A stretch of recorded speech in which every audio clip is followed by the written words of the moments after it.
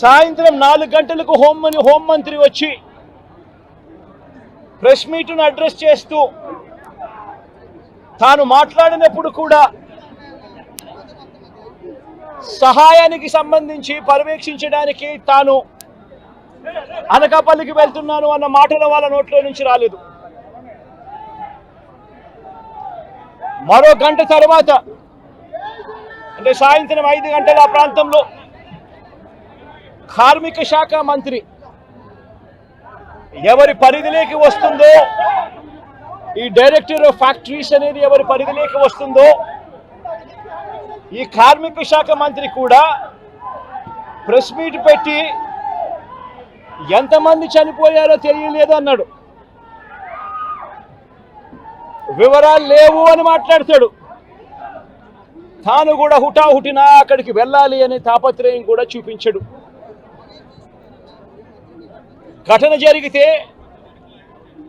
ఘటన జరిగిన తర్వాత ఘటన స్థలానికి కలెక్టర్ ఎప్పుడు పోయాడు, అధికారులు ఎప్పుడు పోయారు, కమిషనర్ ఎప్పుడు పోయారు అన్నది ఒక్కసారి గమనిస్తే ఇంకా బాధ కలిగించే అంశాలు.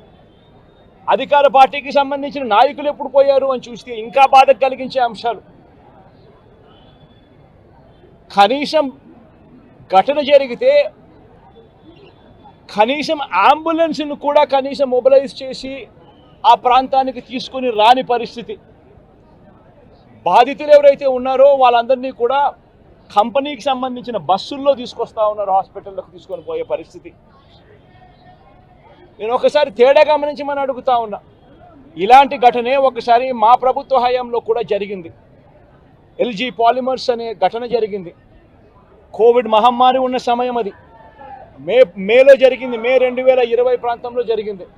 ఒకవైపున కోవిడ్ మహమ్మారి ఉన్నప్పటికీ కూడా ప్రభుత్వం ఎలా పలికింది, ఎలా స్పందించింది అని ఒకసారి కంపారిజన్ చేయాలి. ఆ ఘటన తెల్లవారుజామున రాత్రి 3:40 తెల్లవారుజామున 3:40కి ఆ ఘటన జరిగితే, తెల్లవారుజామున 3:40కి ఆ ఘటన జరిగింది. పట్టపగలు కాదు.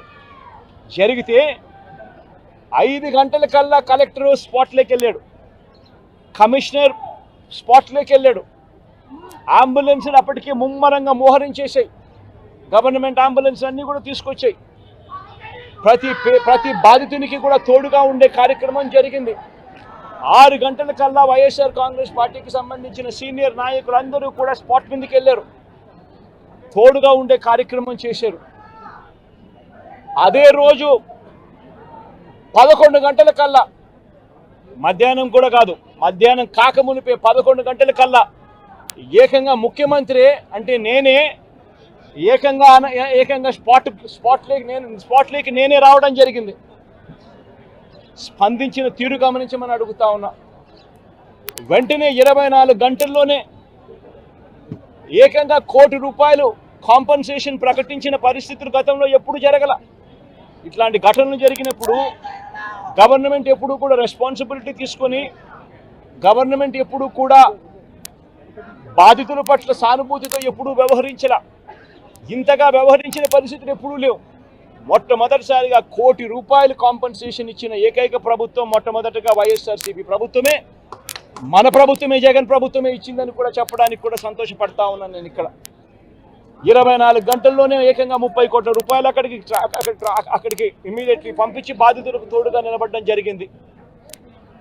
ఎవరైతే దెబ్బలు తగిలాయో, ఎవరైతే ఉన్నారో వాళ్ళని వెంటనే హాస్పిటల్లోకి చేర్పించడం, 3 రోజులు హాస్పిటల్లో ఉంటే ₹10 లక్షల మేర కాంపన్సేషన్ ఇవ్వడం, హాస్పిటల్లోకి జరిగిన మైనర్ ఇంజరీస్కి కూడా వెంటనే ₹3 లక్షలు ఇవ్వడం, హాస్పిటల్లోకి ఎవరు వచ్చినా కూడా చిన్న గాయాలతో వచ్చిన వాళ్ళకు కూడా ₹25,000 మేరకు వాళ్ళకు కూడా కాంపన్సేషన్ ఇచ్చి పంపించడం. ఏకంగా గ్రామాలకు కూడా 15,000 మంది నివాసం ఉంటా ఉన్న చుట్టుపక్కల ఉన్న 5 గ్రామాలకు సంబంధించి ప్రతి ఒక్కరికి కూడా మళ్ళీ ₹10,000 కూడా ఇచ్చి కూడా తోడుగా నిలబడిన పరిస్థితులు ఆ రోజుల్లో వైఎస్ఆర్ కాంగ్రెస్ పార్టీ ప్రభుత్వ హయాంలో జరిగాయి. నేను ఇక్కడ ఎందుకు చెప్తా ఉన్నాను అంటే, మనిషి ఒక ప్రభుత్వం అధికారంలో ఉన్నప్పుడు స్పందించే తీరు ఎలా ఉంటుంది అన్నది చాలా ఇంపార్టెంట్. ఈ ఘటనలో చంద్రబాబు నాయుడు గారు ఇక్కడికి వచ్చినప్పుడు ఆయన ప్రెస్ మీట్ చూసి ఆశ్చర్యపోయా. జగన్ హయాంలో జరిగే ఘటనలు అని చెప్పి చెప్తాడు, కానీ నేరాన్ని ఇక్కడ నుంచి డైవర్ట్ చేసే కార్యక్రమం చేస్తాడు. కానీ ఆశ్చర్యం ఏమిటంటే చంద్రబాబు నాయుడు ఇంతకుముందు 2014 నుంచి 19 ఆయన ముఖ్యమంత్రిగా ఉన్నప్పుడు ఆయన హయాంలో జరగలేదా? ఈ ఘటనలు ఇటువంటివన్నీ ఎవరి హయాంలో అయినా కూడా జరుగుతాయి. కానీ జరిగినప్పుడు ఒక ప్రభుత్వం ఎలా స్పందిస్తూ ఉంది అన్నది మోస్ట్ ఇంపార్టెంట్ ఆస్పెక్ట్. ఒక ప్రభుత్వం అన్నది స్పందించేటప్పుడు ఎంపతి చూపించాలి, అంటే సానుభూతి చూపించాలి ప్రజల పట్ల, బాధితుల పట్ల. రెండోది ప్రభుత్వం చేయాల్సింది ఏమిటి అని అంటే రెస్పాన్సిబిలిటీ తీసుకోవాలి. ఈ రెండు కూడా ఆ రోజు వైఎస్ఆర్ కాంగ్రెస్ పార్టీ ప్రభుత్వం చేసింది. ప్రికాషన్స్ తీసుకున్నా, అదేవిధంగా తర్వాత సహాయ చర్యలు ఎన్ని తీసుకున్నా కూడా పోతున్న ప్రాణాలను తిరిగి తీసుకురాలేము. అదేవిధంగా వీళ్ళు తాలూకు పడుతున్న ఇబ్బందుల్ని కూడా మనం ఎవరు కూడా పరిష్కరించలేం. ఈరోజు సూర్యనారాయణ అన్న వ్యక్తి ఈరోజు హాస్పిటల్ బెడ్ మీద ఉండి నన్ను చూసి అనిత మేడం గారు అని చెప్పి గుర్తుపట్టి, మీ అందరినీ కూడా నేను చూశానండి, జేసీ గారిని చూశాను, కలెక్టర్ గారిని చూశాను, మేము దాని గురించి మాట్లాడుకుంటున్నాం, ఈలోపే మా దగ్గర ఇలా జరిగింది అని చెప్పి చెప్పడమే కాదు, పాప సూర్యనారాయణ అన్న వ్యక్తి తాలూకా భార్య 10 రోజుల క్రితం డెలివరీ అయితే వాళ్ళ బాబు ఐసీయూలో ఉన్నాడు. ఈ రోజు 2 రోజులు లీవ్ పెట్టుకుని మా బాబుని చూడటానికి వెళ్దాం అనుకున్నాను మేడం, ఈ లోపు ఇలా జరిగింది, నేను దొరుకుతానో లేదో తెలియదు, నా భార్య పరిస్థితి కూడా చాలా ఇబ్బందిగా ఉందంటే మేము ధైర్యం చెప్పగలిగాం తప్పించి ఎవరు ఏమి చేయలేం. కాకపోతే ఇక్కడ కూడా నేను ఏం చెప్తున్నానంటే, ఇప్పుడు వాట్ ఎవర్ యాజమాన్యాలు ఏదైతే ఉన్నాయంటే యాజమాన్యాల తాలూకా నిర్లక్ష్యం అనాలా, హ్యూమన్ ఎర్రర్ అనాలా, what ever it maybe, overall గా చెప్పాలంటే వీళ్ళ తాలూకా నిర్లక్ష్యం కింద మనం భావించాలి. ఎందుకంటే అక్కడ ఫ్లాంబుల్ ఉంది, అక్కడ ఫ్లేమ్ అవుతుంది, ఫైర్ అయ్యే అవకాశం ఉంది అనుకునేటప్పుడు డెఫినెట్ గా వాళ్ళకి ఆ సూట్స్ ఇవ్వాలి. నేను అదే అడిగాను, ఎన్ని సూట్స్ ఉన్నాయంటే వాళ్ళు ఫిగర్ అవుట్ కూడా చేయలేకపోతున్నారు. అసలు సూట్ ఎందుకు ఇవ్వలేదంటే మేము మా దగ్గర ఉన్నాయండి, వాళ్ళు వేసుకోలేదండి. వేసుకునేటట్టుగా పర్యవేక్షించాల్సిన బాధ్యత కూడా యాజమాన్యాల మీద ఉంది.